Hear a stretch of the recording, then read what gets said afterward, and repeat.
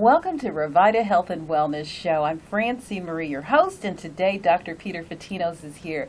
We love you so much because you just cover all the areas of our lives that we have trouble with, and one of them is sleeplessness.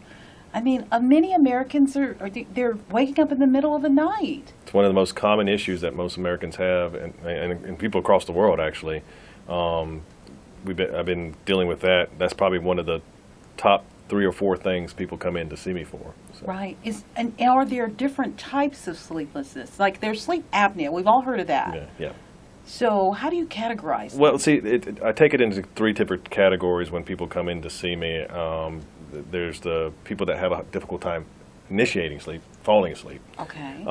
There's the ones that wake up throughout the night, and then we have the ones that wake up early, and they can't fall back asleep.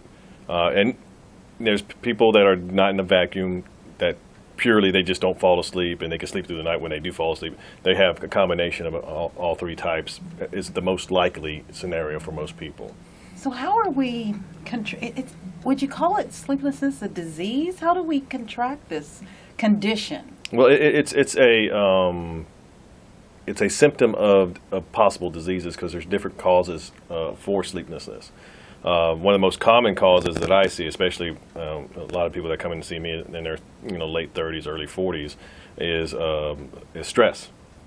Stress can certainly mess with people's sleep. It can devastate their sleep, actually.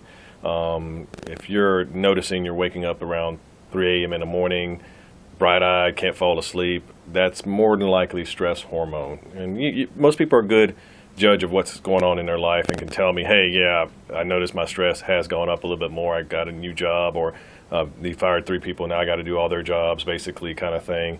And then all of a sudden they see an uptick in them waking up in the middle of the night. And I asked them, what are you thinking when that happens? Well, I'm kind of racing. My mind's racing. I'm thinking about what I need to do the next day or something of that nature. So that happens. That's probably one of the most common things that I hear. And when I hear that, that's telltale sign. And sometimes you have other things a part of it, like if you notice, hey, I'm having more sugar cravings, or I'm having more acne, or there's some telltale signs that tell me that it's directly related to stress.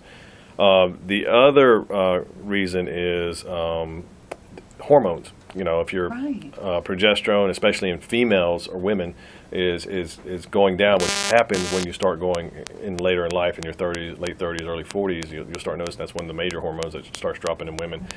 Their sleep may start getting disturbed at that point too, and that can be anywhere from not being able to fall asleep, and that's more the common one that I see with that. But then also waking up through the night is the other part of that too.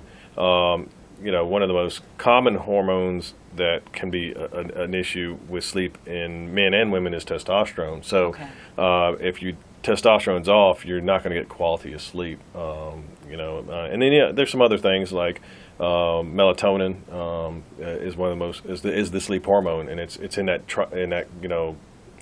system. It's in the web of hormonal help for sleep, because the fact is, progesterone is one of the precursors to melatonin as a possible, because if you go to pregnane, which transforms into serotonin, which transforms into melatonin, which helps with sleep as well. So there's multiple reasons and causes for hormones, and it's rarely one. It's going to be a combination of several of them, because with one hormone being down and another hormone being down, which one is it? You know what? I don't care. They're both down. That's probably what's causing it. So my goal is to make you feel better and sleep better.